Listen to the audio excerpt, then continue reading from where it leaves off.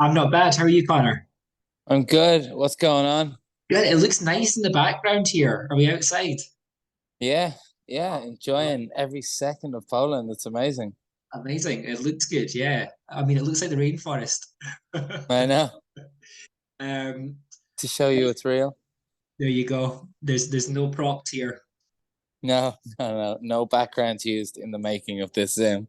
But lovely to talk to you. And thank you for making the time because I know it's full on. You're in Poland. You've got the first pre-party. Well, not the first one, but you've got a pre-party in Poland. Mhm. How are you feeling about that? Feeling really good. We did our first one last week in Barcelona, which was amazing. Very fun. And now we're in Poland, and I've had a lot of interviews, but I just had some time there where I just walked around Warsaw and around the old town and the square, and it's like so beautiful. And it's kind of like when you have some time like that and you get to walk around the city, it's like you really pinch yourself and realize how lucky we are to be doing what we're doing and also get to perform uh, in each of these cities. Amazing. It's a funny one because obviously it's the build up is to the actual contest, but you want to also appreciate the experience and make the most of all these nice places within a tight schedule. So it must be a bit of a challenge. Yeah, it is. But I mean, at least if we weren't part of this and we weren't part of the schedule, I might not be here. So if I get This two or is three true. hours free out of 2 days to walk around the square, I'm incredibly grateful. Yeah. I'd love to jump back to the start and start of your kind of Eurovision journey and talk Mm. about the Late Late Show and the submission of the song to that. What sparked that decision? To submit the song. Yeah. Uh, to me, it just felt like the right song. It was a song that I felt that if we were to go to Eurovision, it was a song I wanted to go with. Um, I always pictured going to Eurovision. Like I tweeted about it in 2020. I think I tweeted about it all the time. I think I was very vocal about how I wanted to do the Eurovision. And I was always in the back of my mind thinking of if we got the opportunity, the song for me in my head was always going to be, it was going to sound like a band, but it was going to stay in our world. But I wanted it to be quite anthemic and, Yeah. I wanted it to feel like it could survive on a stage that big and to that many people. And this song always kind of felt that way to me from the day I was like, this is it, for Mhm. me anyway. And, that's kind of been the way and has always been the way for me with this song. Yeah, And I love this song and I'm incredibly proud of this song. Um, so yeah, I'm very excited to go and perform it. Yeah. I think you've kind of caught a little sort of snapshot of that kind of live experience of seeing a band in your performances. I don't know if it's maybe seeing the full band on stage, but it definitely has that kind of, I guess, energy that does transfer of like watching a band like on stage. Um, so it's a good thing. Oh, thank you. Yeah, well, I Uh, suppose we've toured a lot and we've done a lot of shows, and I hope that maybe that experience kind of stands to us too, as well as being a band and growing up being an indie band in small venues to going to like playing slightly bigger venues to then like eventually getting to like playing a stadium in Ireland and playing main stages of festivals and supporting like Lewis Capaldi and the Script and all these different people. That I hope that every single one of those steps along the way will stand to us in every single one of our performances. yeah. Um, Thinking of the green room experience, like it was quite interesting watching it because there was a real mix of characters. Obviously, you had the legendary John Linden in there with you as well. Was that quite surreal? Because it was quite bizarre watching Yeah, when he was there. it. Uh, um, it was. And regardless of what your opinion was on the song or what your opinion is on him or anything like that, I think I say this all the time. I think the main thing for me is the meaning of the song came from a very good place and a very lovely place. And being a songwriter, it's an incredibly hard thing to do. And I think deep down he wanted to do it because he wanted his wife to see it. And I think that that's a really beautiful thing. And I think it's incredibly hard to sing a song like that on live TV, and I think he did it. And I said that to him afterwards. I think, and he's a fucking sex pistol. You know what I mean? Like, I know. man's a legend. I'm like, um, and then there was, Connolly, obviously, who I'm so lucky. I'm very friendly with now. We text all the time, and we're gonna write together in London. Oh, nice. And she's magical. She's amazing. Um, and yeah, I mean, all the other contestants, actually, like Layla Jane, everyone. It was like, such a super talented bunch of people, and I think it was such a strong, a big shout out to Michael Keeley too. Is like kind of behind it all, and like it was a very strong Eurosong. There was no kind of weak link in one way or another. Yeah, a real kind of, it was like a mini Eurovision in a sense, wasn't it? There was so many different kind of genres and things covered. Yeah. Um, so thinking now of We Are One, what would you like the audience to feel when they hear that song? What emotions do you want them to kind of experience? I mean, it's the same with any song I've ever written. I just want people to feel free. I want people to feel the same sense that I felt when I went to a gig when I was younger. When I went into a venue, or if I put headphones in my ears, is that I would escape any kind of anything that was going on. It was like I always use music as an escapism, and to to just feel happy and feel euphoric. And I hope that that's what people feel when they hear this song.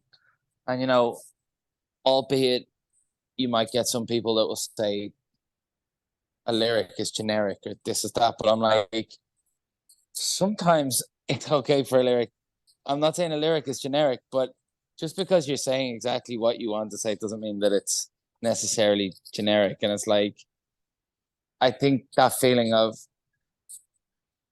you might be a leader, I might be a freak, but it just doesn't fucking matter. Let's like just feel free to be yourself and feel free to be whoever you are, and be proud of who you want to be. And every day when you look in the mirror, love yourself, because the world is incredibly hard place and can be tough. Mm-hmm. And especially like right now in some countries, obviously more than other, it's just insane. But just to try and feel that feeling of just be proud of who you are. I've always loved clothes, and I've always loved wearing whatever I wanted to wear, whether it was like borrowing my mom's flared jeans going into school or whatever it was. And it's like, just do you and feel happy and proud to be you. Yeah, own it. Yeah. Yeah, exactly. And just, love yourself. Nice message. And actually, it's one that, regardless of what country you come from, what culture you come from, your background, everything, it should connect with people. Yeah. So I need to ask, how do you mentally prepare for Eurovision? Do you block out social media, or do you kind of embrace the tweets and things? Like how do you get yourself in that headspace? I think for me personally, um, I see, and I definitely know that it exists, that there's like some like, because people like maybe Ed will show me, and I look at some of the tweets and some of the incredibly kind messages, or people will like, meet us after some of the shows, or meet us, like we met loads of people in the city in Poland today, and they're all very kind, but I block it out because I have an incredibly overactive mind. And unfortunately for me, if I get 100 nice messages and I get one negative message, sometimes that one negative message will outlive the 100 kind messages. So I just try and block it out, and I try and not get involved. And I mean, the only thing we can do is just be ourselves and try our best, work really hard, and give the best possible performance that we can give when in Liverpool, Yeah. and be incredibly proud that we didn't leave any stone unturned, and that when we got there, that we can leave that stage and go, I feel comfortable saying that I gave 100%, 110% of myself tonight. And if that's enough, amazing. And if that leads us to amazing things, brilliant. If people didn't like that, that's okay too. But that's all that we can do, and that's all that we can focus on. And yeah, as I said, the way my mind works, I'll let the one negative comment outweigh the 100 good ones. So unfortunately, I just try and not look at any. Yeah, I think it's the right approach. I'm saying that one slight hint of negativity throws you off. So, yeah, I think it's a good move. Do you feel better that the contest is in the UK? Because obviously, Ireland, UK, I mean, Ireland and Scotland, close palled, Ireland and England palled. Um, how do you feel about it being in the UK? I absolutely love Scotland, by the way. Oh, well, I'm speaking to you from, well, between Edinburgh and Glasgow. Ah man, I love Glasgow so much. I have so many friends in Glasgow. Oh, Um, and yeah, I'm a big fan. My grandmother was Scottish, oh, nice. so but yeah, it feels so good, and it's like, I mean, I suppose the benefit is that if you've got your family and stuff coming, it's only a 35-minute flight. Yeah. Um, and there's something about Liverpool that feels incredibly Irish. It's kind of like when you go to Glasgow, it's like Got an there's the edge. same energy. Yeah, it's the same, like, I don't know what it is, but it just, there's an energy that feels the same. Mhm. Yeah. I think it will kind of feel like home when we're there, and I think they've always been incredibly kind and welcoming to Irish people in Liverpool. So I hope that it's the same for this, and I really just can't wait to be there. Yeah. It's going to be a good buzz, I think. Yeah. Um, so I know you can't say much, you probably can't say anything. The staging, you'll probably have an idea in your mind, and I'm sure you've spoken about it with your team. Can you give me like three words to describe the vibe? I don't have an idea, Andrew. It's all Do you signed not? off. It's signed off. It's done. Oh, I have the nice. whole idea. Um, yeah, I mean, I think just the only thing I'll say, I really don't want to say, and I haven't said anything to anyone. The only thing is, I think what you can expect from our show, and I hope that I'm not overamping it, because I hope it lives up to everything that we expect it to be, because all we can do is put the plan together, send it across, is I think it will feel like a stadium band show. That's my hope. Nice. That's that. I've got an image in my head. I do have an image in my head. Um, so obviously you filmed a video for the song as well. Mm-hmm. That was quite The cool. I know video. you had your black and white vibe. You had the The masks. video. Talk to me about that. The fucking video. Um, the video. I mean, being straight up honest. We had like a day, Yeah. and we were told about 3 days before that we were doing a video. I just was like, let's do a live performance in a cool studio. Let's put a twist on it. My twist on the live performance, as opposed to just standing there, was, what does the meaning of the song, what does the song mean? And it means we are one. We are all human beings who have hearts. And I was like, if we wear masks, it means that no one gets judged on appearance. That's what the message is just meant Yeah. to mean. It's a very simple message. We just wore it because if you can't judge someone on how they look, which is your first instinct, and that's what everyone does, how do you judge someone? And you judge someone on how they are as a person, and you judge their heart and their kindness and how caring they are and how loving they are, and that's how we decide if we want to, Yeah. be close to people. And I feel like the Eurovision is an incredible place like that, because it's very accepting, and I feel like it allows people to be themselves, and it's like what I was saying to you before. It's like just looking in the mirror and kind of loving yourself. But it was just taking the imagery of, physical anything away from it, and just being essentially silhouettes standing there. And it's like, the whole thing is that, if the message was, in my head anyway, it's just that if you can't judge someone on an appearance, what do you judge them on? And you judge them on how they are as people. And I always talk about people's hearts and their kindness, and that's all we could judge on. And if you can't tell what someone looks like, or if you don't know physically what they look like. It's interesting that you say it was filmed in a day. It's funny because you look at these things and they look like a real polished finished product. You don't think of the often like hectic process of actually creating them. So you've done well to kind of to create that in a day.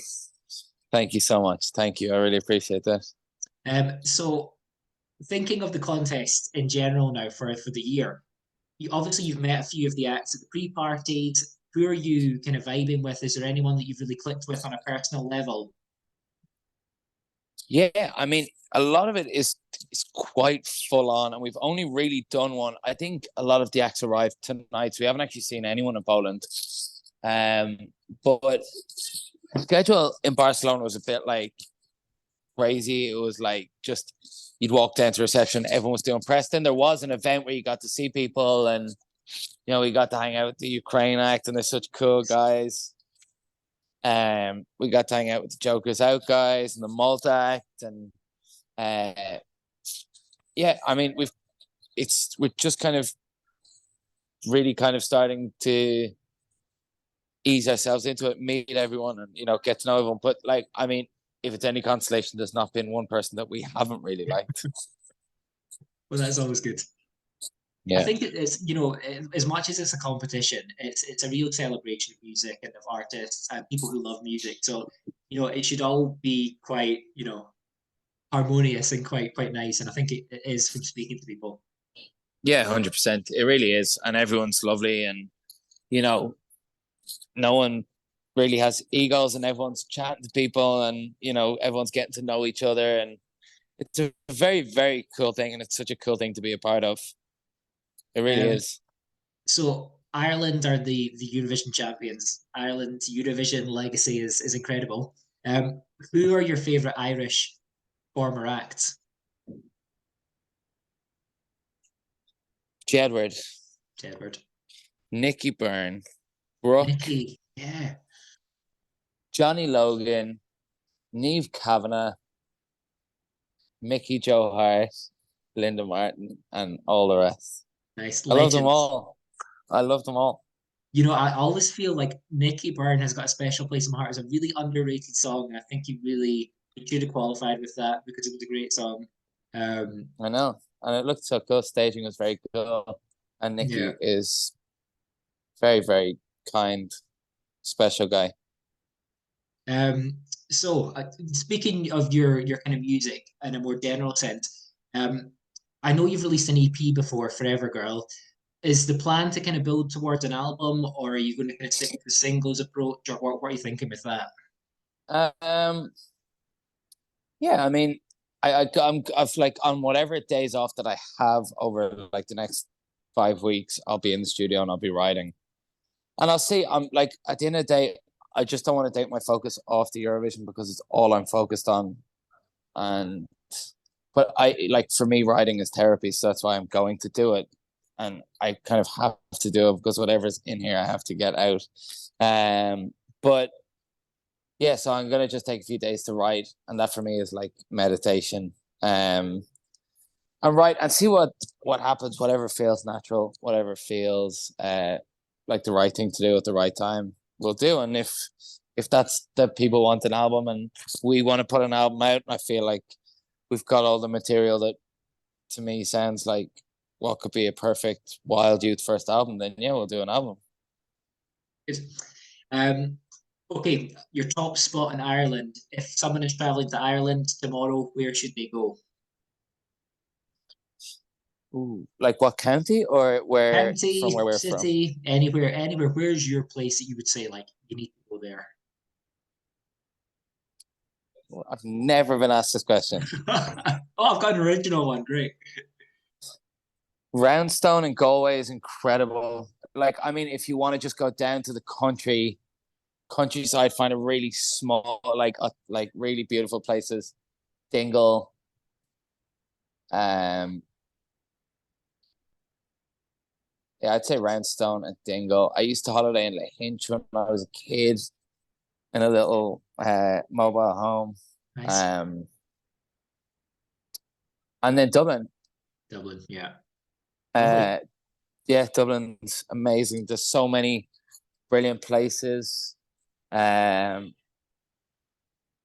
there's a bar that's opened recently called the Storyteller. Great Guinness, great fun music. Uh, yeah, loads of places. You just walk around, and Dublin's a great city. Sheehan's, McDade's, Keogh's, all the bars and Grafton Street, great clothes shops, Just get you to plan Trinity. a holiday for me. That's essentially what I'm Yeah, doing here. yeah, And if you book flights, get it sorted for me. absolutely. Easy. Uh, So I would just love to finish up with a real quick fire round. Mhm. This is on Liverpool slang. So obviously, the Liverpudlians have got quite a distinct dialect and they've got their own slang. So I thought I'd challenge you on some of it. Liverpool. Liverpool, it's not bad. Um, so first one. These will be quite easy, I think, for you. I've asked a few of the international acts and they've struggled, but I think Ireland, UK, we've got similar vibes. Scouser, What's that mean? yeah, Someone from Liverpool. yeah. If you're gobsmacked, Kiss. oh, shock, Sorry, no. Did you say if you're gobsmacked? gobsmacked, yeah, Oh, like you're shocked. yeah. Oh, because that's no in Ireland. Back in a disco, if someone used to walk up to someone and like when you're in a teen disco and they were like yeah. people try and kiss someone, they used to say, "Oh, he tried to gobsmack her." So I thought you said Okay. I like this. I've learned something new. If you're vexed, vexed is like angry. yeah. Scran, Food. yeah. The busies, So what? the busies. Ooh, the busies. Yeah. Can you give it to me in context? Um, the busies are coming around. Busies the police? Yes, well done. Apparently it's because like the police were like the busybodies, like they would get involved when they shouldn't. So the busies. Oh, Something sound. like that's good. That's Yeah.